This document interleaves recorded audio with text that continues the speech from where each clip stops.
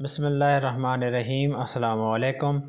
حضرت عبداللہ بن مبارک رحمۃ اللہ علیہ فرماتے ہیں کہ ایک مرتبہ مکہ معظمہ میں شدید قحط پڑا۔ لوگ نماز استسقاء کے لیے میدان عرفات میں جمع ہوتے رہے، لیکن کسی طرح قحط کے آثار کم نہ ہوئے۔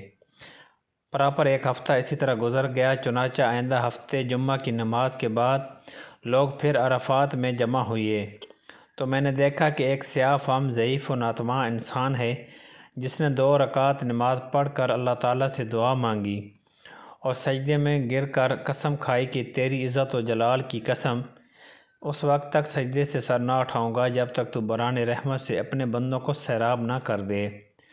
چنانچہ اس کی اس دعا کے بعد میں نے دیکھا کہ آسمان پر سیاہ بادل چھا گئے اور اس قدر بارش برسی کہ میں حیران تھا۔ بعد ازاں اس سیاہ فام بندہ خدا نے اپنے رب کی حمد و ثنا بیان کی اور چل دیا۔ میں بھی اس کے پیچھے گیا کہ دیکھوں کہ یہ شخص کہاں جاتا ہے۔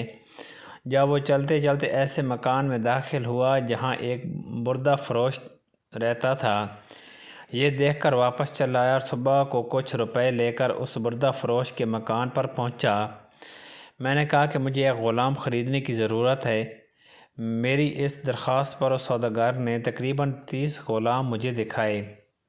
ان سب کو دیکھ بھال کر میں نے کہا کہ ان کے علاوہ اور بھی کوئی غلام ہے؟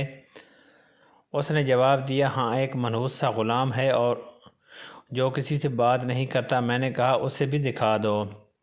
تو سوداگر اسی غلام کو لے آیا جس کو میں دیکھ چکا تھا۔ اس کی دعا سے اللہ تعالیٰ نے بران رحمت کی تھی۔ میں نے سوداگر سے دریافت کیا کہ تم نے اس کو کس قیمت پر خریدا ہے؟ سوداگر کہنے لگا کہ خریدا تو 20 اشرفیوں کا، مگر آپ کو صرف 10 ہی اشرفی کا دے دوں گا۔ یہ سن کر حضرت عبداللہ بن مبارک رحمۃ اللہ علیہ نے فرمایا کہ ہمیں اس کی ضرورت نہیں، بلکہ میں تم کو اس کی قیمت میں 27 اشرفیاں زیادہ دوں گا۔ پھر فرمانے لگے کہ بس اس کا سودا کر کے وہ غلام کو ہمراہ لے کر چل آیا۔ تو وہ غلام کہنے لگا، اے میرے آقا، آپ نے آخر مجھے کیوں خریدا ہے؟ میں تو کسی بھی خدمت کے قابل نہیں ہوں۔ میں نے عرض کیا کہ میں نے تم کو اس لیے خریدا ہے کہ تمہارا خادم بنوں اور تم میرے مالک بنو۔ میری اس بات پر غلام نے دریافت کیا کہ آپ ایسا کیوں کر رہے ہیں؟ اس پر میں نے عرض کیا کہ میں کل تمہاری کرامات دیکھ چکا ہوں۔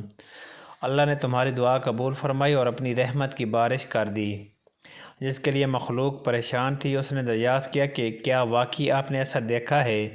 میں نے کہا ہاں۔ اس کے بعد آپ نے دریافت کیا کہ کیا آپ مجھے آزاد کرتے ہیں؟ میں نے کہا کہ تو اللہ کے واسطے آزاد ہے۔ اس کے بعد میں نے ایک غیبی آواز سنی کہ اے بن مبارک، تجھے بشارت ہو، اللہ تعالیٰ نے تیری مغفرت فرما دی۔ بعد ازاں اس غلام نے کامل وضو کر کے 2 رکعت نماز پڑھی اور کہا کہ اس چھوٹے آقا کی آزادی پر تو اللہ کا شکر ہے، مگر اللہ تبارک و تعالیٰ کے آزاد کرنے پر اس کا شکر کس طرح ادا کروں؟ اس کے بعد دوبارہ وضو کر کے اس نے 2 رکعت نماز ادا کی اور دونوں ہاتھ آسمان کی طرف اٹھا کر دعا مانگی کہ اے الہی، تجھے معلوم ہے کہ میں نے 30 سال تک تیری عبادت کی اور تیرے درمیان تھا کہ تو میرا پردہ فاش نہ کرے گا، مگر اب جب کہ یہ راز کھل گیا تو میری روح قبض کر کے اپنے پاس بلا لے۔ جب دیکھا تو اس کی روح پرواز کر چکی تھی۔ حضرت عبداللہ بن مبارک رحمۃ اللہ علیہ فرماتے ہیں کہ میں نے اس کو معمولی کفن دیا اور نماز پڑھ کر دفن کر دیا۔ پس جب میں سویا تو کیا دیکھتا ہوں کہ 2 خوبصورت بزرگ عمدہ سا لباس پہنے ہوئے ہیں۔ ان میں سے ایک صاحب نے مجھ سے فرمایا کہ اے ابن مبارک، کیا تجھے اللہ تعالیٰ سے شرم نہیں آتی؟ اور یہ کہہ کر جب وہ چلے تو میں نے دریافت کیا آپ کون ہیں؟ تو انہوں نے فرمایا کہ میں محمد صلی اللہ علیہ وآلہ وسلم ہوں اور یہ میرے پاس حضرت ابراہیم علیہ السلام ہیں۔ آخر میں نے دریافت کیا کہ کیا میں اللہ سے کس طرح نہیں شرمایا، حالانکہ کثرت سے نماز پڑھتا ہوں؟ پر انہوں نے ارشاد فرمایا کہ آج اولیاء اللہ میں سے ایک ولی کی وفات ہوئی اور تم نے اس کو اچھا کفن نہیں دیا۔ چنانچہ جب صبح ہوئی تو میں نے اس غلام کی قبر کھلوائی اور کھلوا کر نہایت عمدہ اور نفیس کفن پہنایا اور دوبارہ نماز جنازہ ادا کر کے دفن کر دیا۔ اللہ تعالیٰ اس پر اپنا رحم فرمائے، آمین۔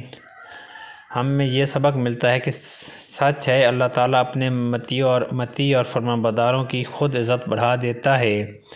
جو اپنے آپ کو اللہ کے لیے فنا کر دیتا ہے اللہ تعالیٰ دنیا کو خود اس کے آگے جھکا دیتا ہے۔ دعا ہے کہ اللہ تعالیٰ ہم سب کو بھی نیک بننے کی توفیق عطا فرمائے۔ آمین۔ ملتے ہیں اگلی ویڈیو میں، تب تک کے لیے اللہ حافظ۔